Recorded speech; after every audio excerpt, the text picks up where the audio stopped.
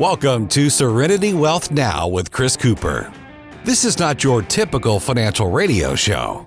As a licensed CPA, insurance agent, and investment advisory representative, Chris coaches his clients on a holistic view of financial well-being with an objective of providing a complete financial strategy to fund life's goals. Chris is here to guide you down the path to the financial serenity you deserve. Now, here's Chris Cooper. All right, good morning, folks. I told you when we started this year that January was going to be over and done before you know it. And here we are, last show of January. It's crazy. The years continue to fly by. We have an important topic coming up here. We are going to talk about data security today because on Wednesday, we have Data Privacy Awareness Day. It's a very big deal. We need to be very conscious of this. So I'm bringing in special guest with RedZone Technologies, Adam Goebel. Adam, how are you today? Good to see you, Chris. Good to see you. Well, thanks. And thanks for spending a little bit of time talking about a very important topic that really affects us every single day with every touch of our phone. And we don't realize how important data security truly is. And sometimes it just feels like more of a nuisance than anything else. Right. You know, and sometimes we don't realize until it's too late. And then all of a sudden you're thankful for all these little password protection things, aren't you? Absolutely. Yeah. So this is tax time's a pretty big time for fraud and scams and things like that, right? Absolutely.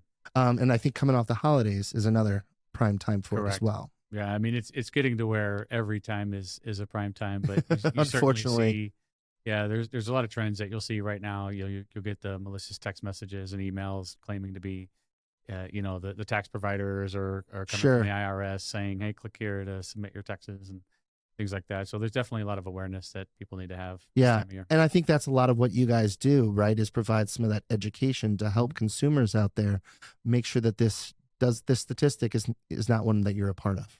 Correct. Right. It's a big part of one of the many layers that we provide, right? Is user awareness, right? Yeah. And making sure that people are educated on what to do, what not to do, and how to act when you're using your technology. Yeah. And we're going to get into a little bit about RedZone and who you guys are here in a minute. But when we think about data security,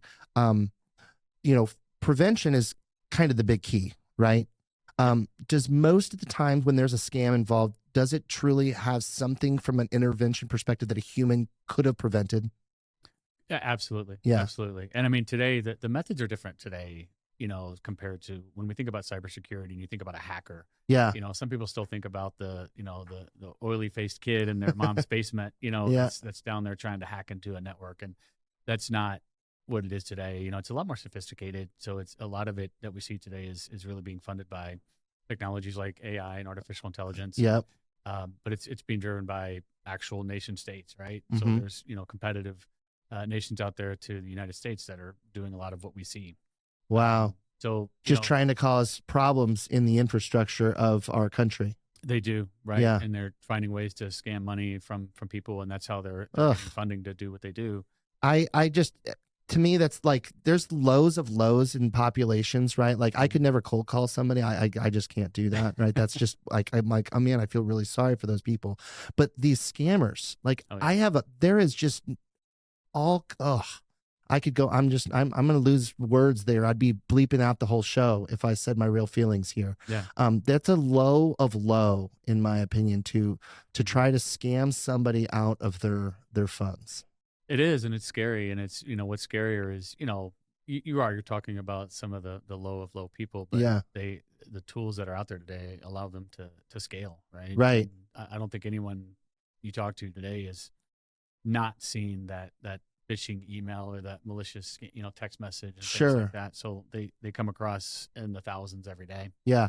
Well, and, I know the emails you're talking about, right? Because I go through cybersecurity training. It's part of when you have financial services regulations and acronyms that you have to do. I have to have SEC things that say that I have these criteria in place, right? So we have a firm that helps us with that, and I'm thankful for it. But I will also say sometimes it's a pain, right? I have to multi-factor authenticate all the time, right? But there's a reason for it. I'm dealing with a lot of important data, right? So it's important to have these things in place. But some people don't have this training, right? Like I know in fact, I just got one today with a client's name that it wasn't a client's name. I know my clients. This was not one. And it said important tax information. And it wanted me to click on the thing to download the file for this important tax information about this potential client. And of course I ignore it. It goes straight to my spam and I block them. I don't do anything. Right. And I should probably report it to my compliance department as well. That's probably on my procedures. They're listening, so I should probably tell them that I'm doing that as well. But people don't always think to do that. Not everyone knows that they should just do that thing. They might click that button, right? Right. And that's what causes a lot of problems there, right? Because what's embedded in that typically? Generally, it's going to route you to, a malicious site of some kind, or it's going to route you to a site and tell you to enter data that they're capturing, and then they use that data to, to steal your information or to get access to your financials. Once they have a certain amount of data, you open a portal for them to do a lot of damage. Yeah. So really they're looking at your keystrokes at that point in time and trying to figure out how to use that differently. In some cases, yes. Yeah. In some cases, if you go to the site, you may download some malicious software that's tracking your keystrokes, and once that's there, they're actually tracking your keystrokes forever, right? Until you until you get rid of it somehow. Yeah. A lot of times it goes undetected, even on large corporate enterprise networks. Right. That software can go undetected, right? And that's another red flag. You get an email from somebody you don't know, and anytime you see that when you click a link, there's an automatic kind of a download of something occurring, that's another thing to watch for, I assume. Certainly. Yeah. Yeah. So I think what's important is for people to just, there is a certain theme that you can look for when you get those messages. And it's not as easy to spot as it used to be. If you think about, back. Well, they're getting more sophisticated. They are. Right. They are. But the old broken English emails that talk about the Prince of Nigeria who wants you to wire money. Yeah. Those are easy. Yeah. But now they're definitely more sophisticated. It looks like legit email. So I would just say, look for messaging that's, is sending urgency. That's a big piece, right? Sure. If they're trying to, portray urgency and, click this now, or you need to say ASAP.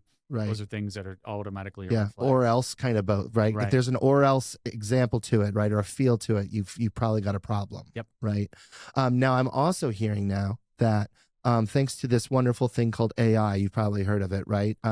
We have now seen scams involving artificial intelligence where people can actually take sound clips of your voice, pretend that you are this computer, this program is coming through, and maybe it's your son or maybe it's your mom saying that they need immediate assistance, right? And I'm hearing that that's becoming more and more common these days too. It is, and this is where you get into that arms race of the good guys versus the bad guys using AI. And I would say right now we're at a point where the good guys are slightly ahead in the AI tool usage, so to speak, right, and being able to track behaviors and stomp out the malicious activity, right? But what we'll see is it's going to continue to go, and I think you'll see a cycle where the bad guys, so to speak, are going to start finding new ways to use it. What you just said is a great example, and there's technologies obviously being developed to help combat against that, but it just floors me that people would actually use artificial intelligence to fake a voice in order to get something like this to take place. Like, it's just absurd, but it happens. And usually are these schemes really, is the average a small dollar amount, or are you usually talking pretty large dollars? No, they can be very significant. Yeah. In fact, I have a relative, a good story is that I have a relative that has a small business, and he had his email hacked because he didn't have multi-factor authentication. Yeah. So they did what you call a brute force attack, and figured out his password, got logged in, sent an email as him. It looked like a perfectly legitimate email because it was. They were using his email. Because it was coming from his domain at this point because they had figured the password. Yep. Figured out the password. Had he had multi-factor turned on, it probably wouldn't have happened. Right.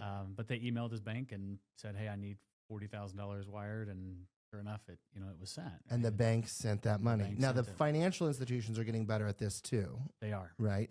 So if my clients know this, I do not take trade instructions. I do not take, especially when it's money instructions.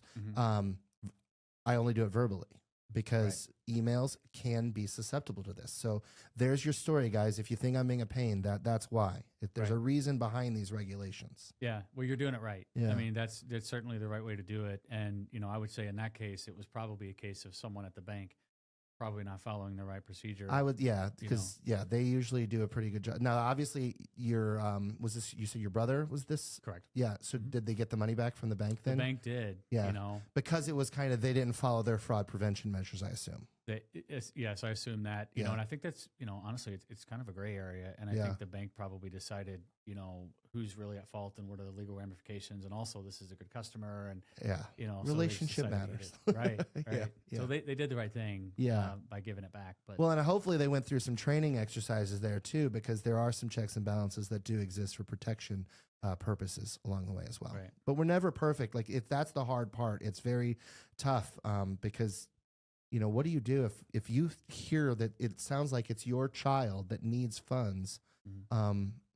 That's how do you overcome that, right? Because there's an emotional thing there too. Very much so. I've heard that one thing you can do there is have kind of like a safe word, right? That like if something doesn't sound right, or ask an interesting question about maybe what we had, where we went to dinner the last time we went out to eat, right? If it sounds fishy, do a little bit of, you know, timeout kind of a thing, or maybe you could ask to call them back, right? On a different line or something. Right. Yeah, that's the key is, you know, if they're talking to you and it's someone using that type of technology, best practice is to simply hang up and call them back on their number. Right. Just make sure you're actually talking to the person. Well, I would think that there's always going to be a signs, right? Because I mean, I can spot AI on certain things, right? There's little nuances to it, right? Usually, like there's a little bit of like a broken English or a pronunciation thing that's different, or punctuation problems, because the computer doesn't understand how we always sound and talk. So if it sounds a little off, take that next step. Right. You know, certainly. So we used to hear about things like hackers that would come in and like take your system over and like hold you hostage. Is that still kind of a thing? It is. Ransomware is very common. Typically how that's done is same as always, right? They're not focusing on infiltrating the technology per se. They're trying to infiltrate the user, the human behind it. So they trick somebody into clicking that email link or downloading a file or something that puts the ransomware on the computer. And those are usually programmed to spread across the network. And it can lock down a network entirely, lock your files, and they lock it down and say, pay us so much money until if you want your files back, you know. And at some point in time, I've heard people do end up paying it. They do. You know, unfortunately, because it's pretty tough to get around it, I guess. Unfortunately, if you don't have the right layers of protection in place, right controls, you don't have the right backups in place, sometimes you're in a situation where you say, I either have to pay this money or I'm out of business. So companies make that decision, and that's tough. It's tough, right? Because you also think about who you're funding, and these are not good groups, right? Right. Well, and the scary part is that who you are funding could be scary for one, and having to make that decision. And they're also getting more sophisticated, not just in the ways they're trying to attack, but also they're smart in the amounts that they're going for. Either they've done a little bit of due diligence, they know what you can kind of potentially afford to pay, so to speak. Right. So we actually had a client whose father, older person, and was targeted over the phone, that they needed to get, they had a fictitious amount deposited into their account, and they needed to verify it. And so they ended up saying that they owed them some money, otherwise they'd go after them. And here's a red flag, folks. No legitimate financial institution is ever going to ask you to go around town purchasing gift cards or provide any type of deposit in cryptocurrency. Okay? If you ever get anything like that, you know right then and there, it is 99.99% of the time a scam, right? But there's a human element there, and this is part of that education thing that comes into play, right? You have to understand that there's these things that are a problem, but they know the limits. That was kind of my point. Is they did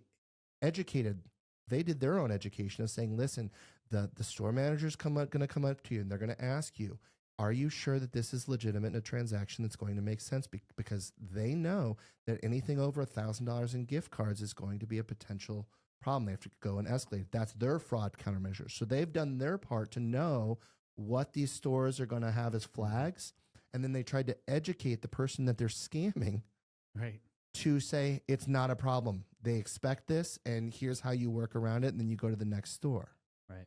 It's scary. But at the end of the day, he was out about $20,000. And it could have been a lot worse. Right. You know, just multiple gift cards over multiple transactions. And thank goodness he didn't have crypto, because crypto is an easier thing to transition. Right. So, but it's scary. And you never know where you're funding this money's from.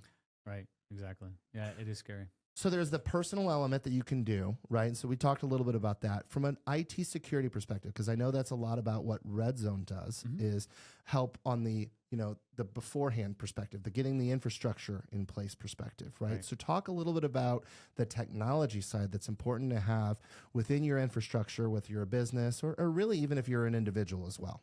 Sure. Well, starting at the business side, the most important thing to start with is just making sure that you have the foundational layers of security covered, right? So you have to think about, what's all on my network, what's touching my network, what information is coming in and out. Which is everything these days. I mean, my refrigerator is connected to my network now. Right. I mean, not at my business, but at home, right? It's crazy. I don't know what it's telling it, but it's telling it some stuff. Right. You're 100% right. You know what a funny example of that is? That was a real scenario that happened to what you can Google it, but it's MGM Casinos. Yeah. Again, multi-billion-dollar casino in Las Vegas. They were hacked. They had an incident that happened, and the culprit was an IoT thermostat that was on their network. No kidding. That was not protected, and they got in through that way. Holy cow! And, they were able to load ransomware, and it became a big through the issue. thermostat. Wow. Yeah. So never know. Yeah. So you get that's the key message here is just when you have a network infrastructure for your business, just making sure you understand what's connected to it, and you have some layer of protection across all of it. Right. And this is web filtering, right? So you got to make sure your internet browsing filters are on, or not. What am I not saying right? Your content filtering, your web filtering, your email protection. Just a simple keystroke, and you could be at an incorrect website that's trying to do something. Right. So it's not always. It's sometimes, and usually, I would say it's innocent. Correct. So, I've never heard of a single person going, I'm going to effectively just go in here and just download malware. That probably doesn't happen. Right. So, never does. Yeah. So it's typically innocent. And then the other thing is that human side of things of just, hey, make sure that the tools that are in place that, in order for them to work effectively, you have to watch for the flags. Right. Right. Right. I think most of the technologies do a pretty good job of that too. They do. And there's a lot of tools out there. And just, the trend today is that the hackers, so to speak, are really more after identity. Right? Okay. And so that's what they're attacking is your identity. Uh-huh. So I would say, from a business perspective is just making sure that you have policies and procedures around access management, around making sure when the users are accessing your network that it really is that user. And the same for an individual, right? Is just making sure you're being diligent with your passwords. Don't use the same password twice. Oh, man. Okay, fine. The old sticky note. Yeah. Don't write them down on sticky notes and keep them laying around, things like that. Yeah. Right. But, this is why you have, data policies and say, change your password every 60 days or 90 days or whatever that is, right? A certain length and like numbers and characters and all those things, right? All that comes into play. Absolutely. Makes it harder for the systems to keep up. Right. And it is inconvenient for everyone to do, unfortunately, but there's tools out there that can help you, right? Yeah. So, for example, I use an app called Password Keeper. I would highly recommend something like that for everybody. And those are actually cheap or really actually a lot of them are even free, aren't they? Some of them are free. I think I paid like $20-30 a year for mine, and it backs it up. So if my phone gets lost or something, I can, get it somewhere else. But it's okay it doesn't have to be expensive to be good when it's a password manager like that. Correct. Okay. Right. I was always thinking that if it's cheap, then that means that they're just using it to actually get your passwords. Right. It freaks me out. Yeah. Yeah. Go with something reliable, of course. So you can always check the ratings in the store. And Yeah. So, Yeah. Okay. Yeah. All right. So, but change your password frequently, right? We mentioned a little bit a while ago, multi-factor authentication, right? So what is that for people that don't understand what I'm saying? Yeah, multi-factor authentication is where you're utilizing two pieces of information to authenticate yourself, right, or to tell whatever system you're logging into that it's really you, right? Which is something in that world they say it's something that you have and something that you know. Okay, so something that you have is your password. Yeah. So you have a password to log in, and then it'll use the second factor to authenticate you in some way, whether that's sending you a text message. Generally, that's not as secure today because now that there's a lot of threat actors that are figuring out ways to capture text messages in real time. Oh, interesting. So Okay. it's interesting. It is definitely way more secure. It's definitely a good way to go if that's the option you have. But it'll send you a text. It could do it to your email, or you have an authenticator app, which is the number one. What I would recommend is if the system you're logging into has the option to use like an authenticator app. Yeah, that's what we have to use on for our firm on the wealth management side. We have to use an authenticator app, and that just randomly spits out a whatever it is, 6-digit code, and then I have 30 seconds to enter it in. Right. It's a super pain, by the way, but you know what? I mean, if it takes one client having a call to me going, "Hey, what is this, and how did this get in there?" I don't want that phone call. Right. You know, I'll be glad that I have this multi-factor authentication. Right. With my app. So agreed. You know, that's what happens. And sometimes it's easy to forget that because but think about what could happen if somebody had that account hit you. And if you've ever been, you know, had fraud hit you or know someone, it's like an awful experience. It is. Yeah. I mean, it's other than, you know, sometimes you just it's people feel embarrassed, but I would say you shouldn't be, right? You know, as long as you're taking the steps, because the smartest people in the world, the best companies in the world, they still run into these issues, right? And you have to deal with it head on. So it's just about being aware, being diligent, and now. So RedZone is in the business of helping provide support and cybersecurity to small companies, to companies out there, right?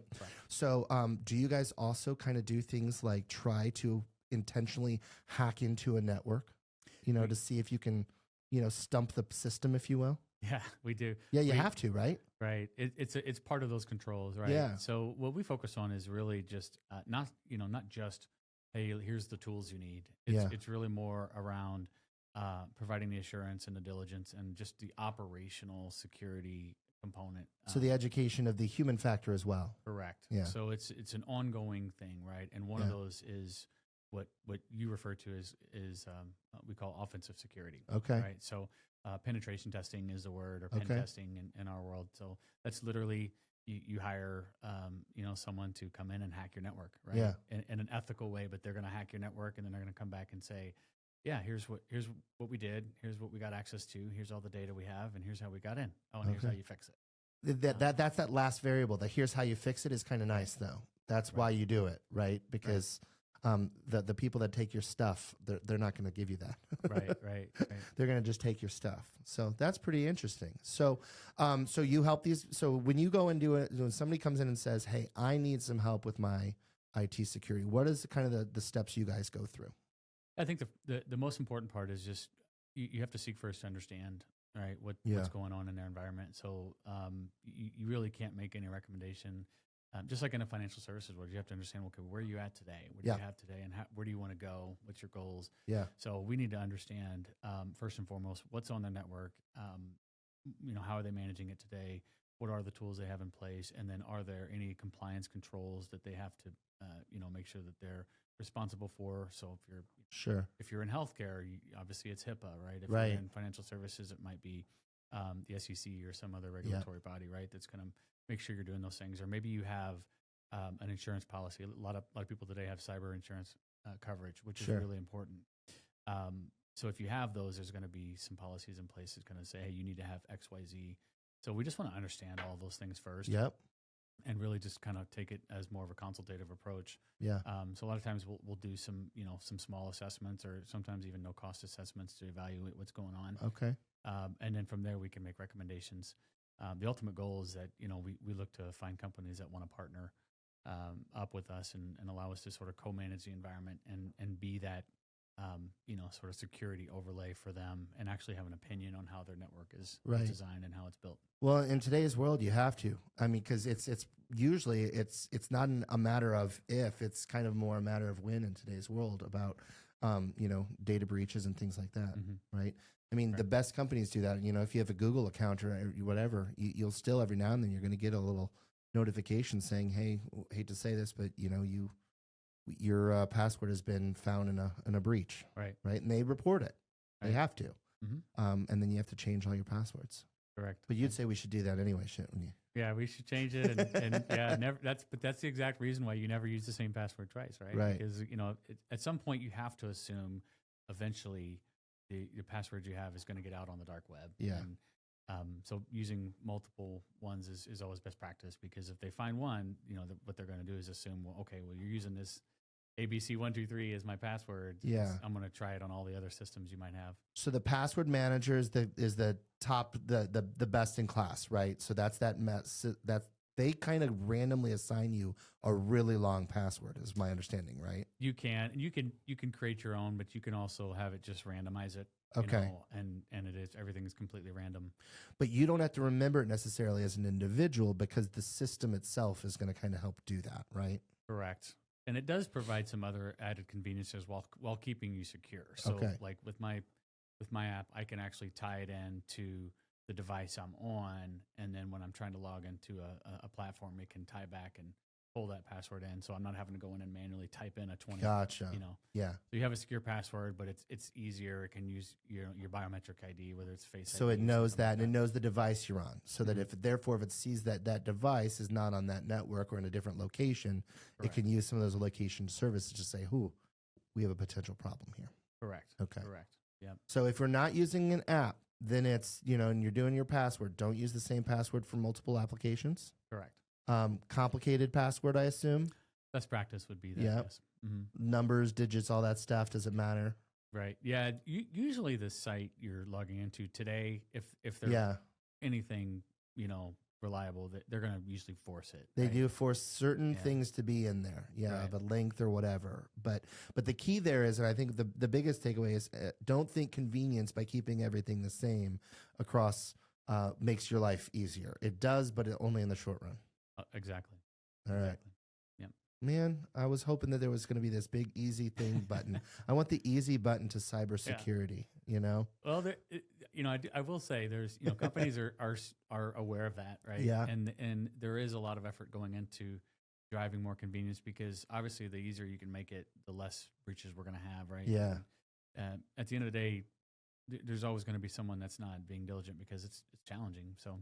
Well, and it's always changing, but that's where the sophistication will always come in, because you always have to think that the flip side of that token, for all the work that you're doing to be proactive on the defense, there's also somebody that's trying to be proactive on the offense to get the scamming money to come in. Exactly. Right? Because they have to fund their activities. And for some reason, and this is where I'm like, dude, don't you have another job? Like, isn't there a better way for you to earn a living? Couldn't you be more, productive? I don't know. Yeah.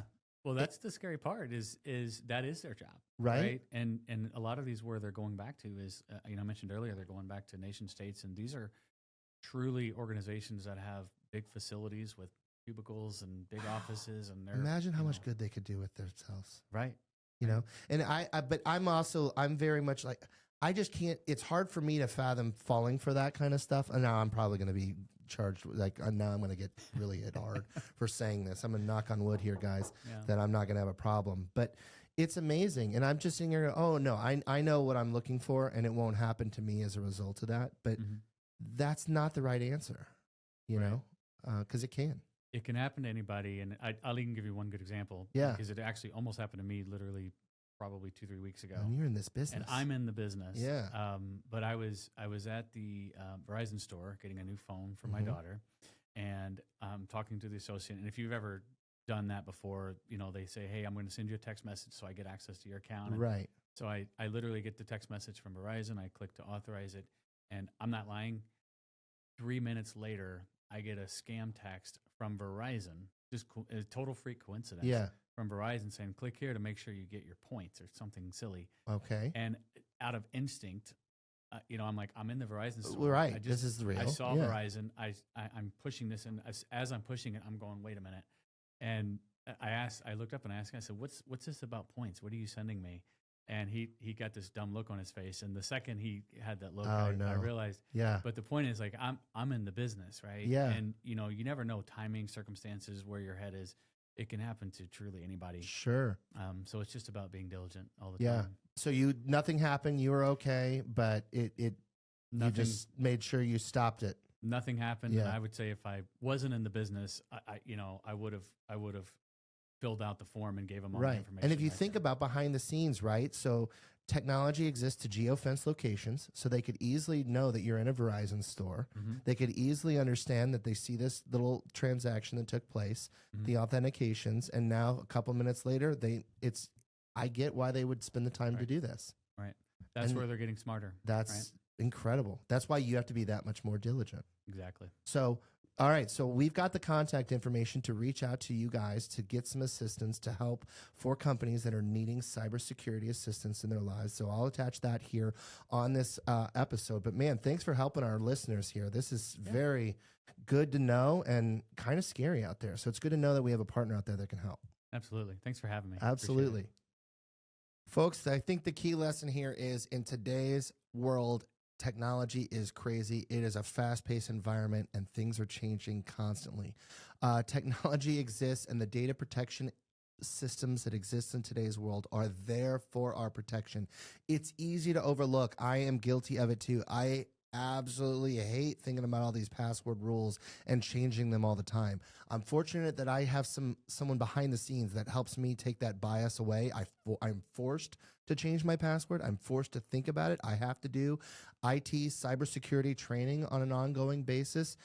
It's because of what I do, right? I'm in the industry that is very much a target of these things. There are advisors out there that do get targeted to say, think about it. If somebody took my system and created an email on behalf of me and sent that to my clients, that's scary stuff. That's why we go through this. It applies to us. Every single individual, every company needs to think about it, but also think about your parents, your loved ones, the people that are important to you.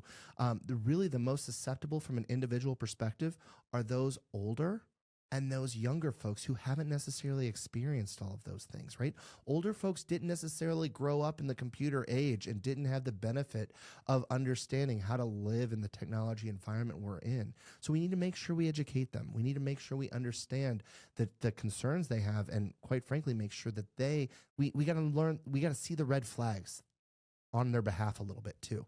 But it's okay to talk about these things, and we need to make sure we do talk about these things, because if you're embarrassed about what happened to you, guess what? You're not going to make a difference in somebody else's life either. You're not going to be protected. You're not going to protect your family. I think that's important. We have to make sure we understand the risks so that we can make sure we learn from them. And that starts really with communication. You got to have the right technology in the background, of course. Got to be smart and diligent about how we use things. Technology is a wonderful tool, but we need to make sure we take preemptive measures to make sure that our data stays secure as well. So thank you, Adam, with RedZone, for joining us, talking a little about cybersecurity today. It's a big deal. We need to think about it all the time, but the holiday time frame and then all the way through the tax season, especially important because it is on the rise. So enjoy each and every episode of Serenity Wealth Now, Sunday mornings, 9 a.m., News Talk STL, or right here on Serenity Wealth Now social media outlets. Thanks for listening, and we'll see you next week. Serenity Now! This is Serenity Wealth Now with Chris Cooper. Request a free copy of Chris's latest book, The New Holistic Retirement, by visiting SerenityWealthNow.com. Investment advice offered through Fortis Capital Advisors, LLC.